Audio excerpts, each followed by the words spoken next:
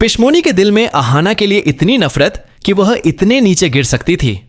जी हां दोस्तों, हम बात कर रहे हैं आपके फेवरेट शो बड़े घर की छोटी ईव में आगे का एपिसोड आपको रुलाने वाला है।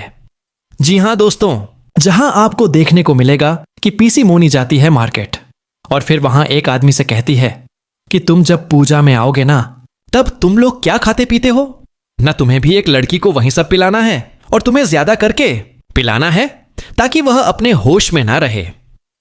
इधर पीसी मुनी देखती है अहाना को इतनी धूमधाम से पूजा की तैयारी करते हुए और फिर दुर्गा देवी से वह कहने लग जाती है कि भाभी, यह लड़की धंधा करती है, इस बात को मैं साबित करके रहूंगी।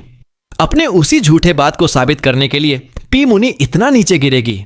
उसके बाद फिर देखेंगे जब वह आदमी आता है पूजा के दिन, तब अहाना को धोखे से शराब पिलाएगा और अहाना अपने होश में नहीं रहेगी। उसके बाद फिर देखेंगे पिशामुनी उसको कहती है कि तुम कुछ ऐसा करो जैसे मैं इसकी सबके सामने बेइज्जती कर सकूं। मैं इसकी ऐसी फोटो ले लूंगी जैसे मैं सबको बाद में दिखाऊंगी कि देखिए, मैं कुछ गलत नहीं कह रही थी, मैं बिल्कुल सही कह रही थी। ये लड़की ऐसा ही काम करती है।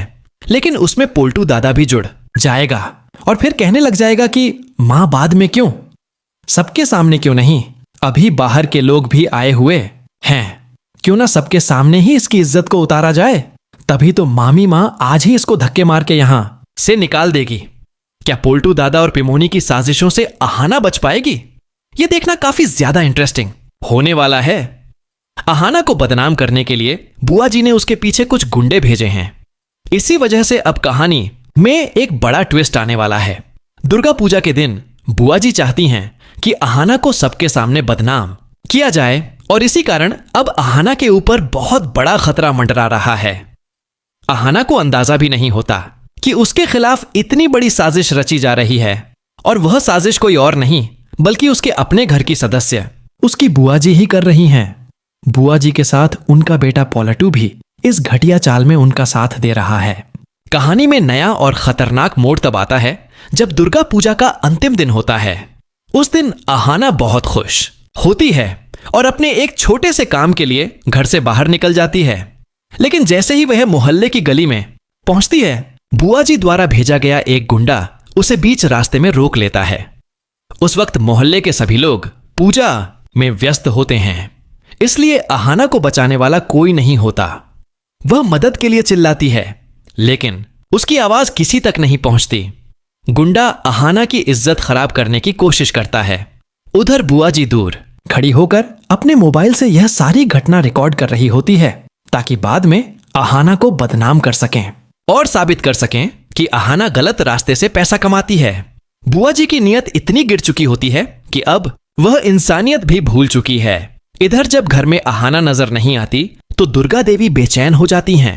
उन्हें याद आता है कि उन्होंने अहाना को घर से बाहर जाते हुए देखा था। वह तुरंत घर से निकल पड़ती हैं और रास्ते में जब देखती हैं कि अहाना को एक गुंडे ने जबरदस्ती पकड़ रखा है तो उनके होश उड़ जाते हैं। उस पल में दुर्गा देवी को जैसे मां दुर्गा का रूप मिल जाता है। वे भीतर से मजबूत होकर देवी के स्वरूप में उस गुंडे पर टूट पड़ती हैं और उसे सबक सिखाती हैं। अहाना भी अपनी सासू मां के साथ खड़ी होकर उस गुंडे का सामना करती है।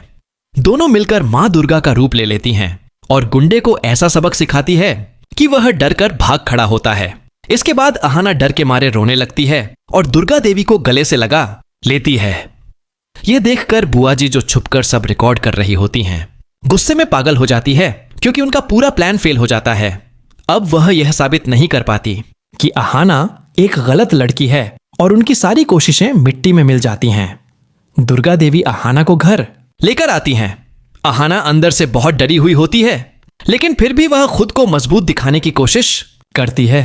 दुर्गा देवी के सामने वह हिम्मत से कहती है, मां, हमारी जिंदगी में ऐसे हालात बार बार आते रहेंगे, लेकिन अब मैं किसी से नहीं डरूंगी। हालांकि अहाना के मन में यह सवाल जरूर उठता है कि आखिर वह गुंडा अचानक मोहल्ले में आया कहां से, किसने भेजा उसे। धीरे धीरे अहाना को शक होने लगता है कि इस पूरे मामले के पीछे उसकी बुआ जी का ही हाथ है।